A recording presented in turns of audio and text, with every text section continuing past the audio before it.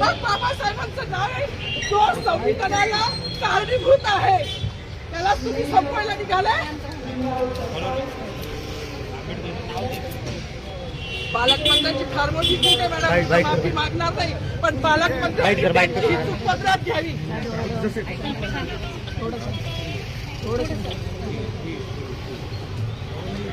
मला मीडियाशी घेणं नाही मॅडम, मला सस्पेंड केलं, मी वाळूचे गाड्या उपसी, मी माती काम करीन, पण बाबासाहेबांची ओळख पुसून येणार नाही. मला सस्पेंड करायचं करू शकता मॅडम. बाबासाहेबाला संपवायचं काम करायचं नाही.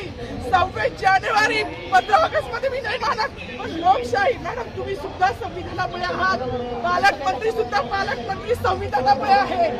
कोणताही जाती भेद नाही, सगळी समानता भेटलेली आहे. बाबासाहेबांचं नाव आता तरी भाषणात येईल, मग तरी भाषणात येईल.